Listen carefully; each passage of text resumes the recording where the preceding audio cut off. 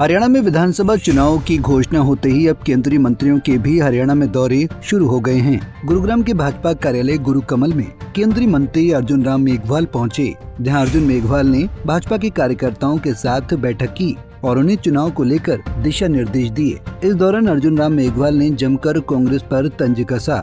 उनका कहना था कि झूठ बोलकर कांग्रेस ने सीटें हथियाई हैं, काट की हांडी बार बार नहीं चढ़ती। उनका दावा है कि हरियाणा में भाजपा की सरकार तीसरी बार बनने जा रही है। कांग्रेस का तो आजकल एजेंडा ही अलग हो गया। भ्रम फैलाओ, झूठ फैलाओ, अपप्रचार करो, आरोप लगाओ और भाग जाओ।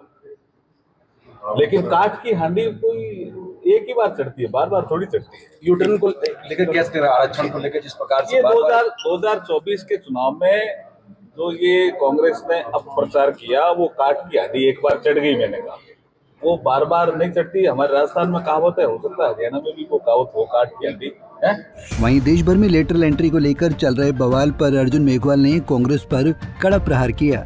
मेघवाल ने कहा कि नेहरू, इंदिरा, राजीव, यहाँ तक कि मनमोहन सरकार में भी लेटरल एंट्री के जरिए भर्ती होती थी, लेकिन कांग्रेस लोगों में झूठ और भ्रम फैलाने का एजेंडा चला रही है। उन्होंने कहा कि सरकार ने यू टर्न लिया क्योंकि सरकार संवेदनशील है। वो यू टर्न का विषय नहीं है, वो समझते नहीं है चीजों को। देखिए क्या है लेटरल एंट्री, क्या होती है। नेहरू जी के समय से लेटरल एंट्री है इस देश में। लोगों को लगाते हैं भी ये एक्सपर्ट है, विशेषज्ञ, हम लगाते हैं। इंदिरा जी के समय भी लेटरल एंट्री है, राजीव गांधी जी के समय भी लेटरल एंट्री। मैं सबसे बड़ा उदाहरण देता हूं, doctor Manmohan Singh ji lateral entry ही थे। 1976 में सीधे वित्त सचिव बने। कौन सी प्रक्रिया से बने? तो नरेंद्र मोदी जी जब 2014 में आए तो उन्होंने कहा भाई ये लेटरल एंट्री ठीक है, कोई विशेषज्ञ रह गया और सिस्टम में अपन लाना चाहते हैं, उपयोगी है सिस्टम में, तो उसके लिए कोई नियम बनाओ और यूपीएससी को ये काम दो। तो नीति आयोग में 2017 में इसका प्रेजेंटेशन हुआ और उसके नियम बनाए। और ये सरकार संवेदनशील है। वो यू टर्न की बात कर रहे हैं, मैं कह रहा हूं ये सरकार संवेदनशील है। आपके जमाने में आपने एनएससी बनाया, जो प्रधानमंत्री से ऊपर एक बॉडी बना दी, जिसकी अध्यक्ष थी सोनिया गांधी। मैं पूछना चाहता हूं कांग्रेस के लोगों से कि उसमें एससी, एसटी, ओबीसी कितने लोग थे?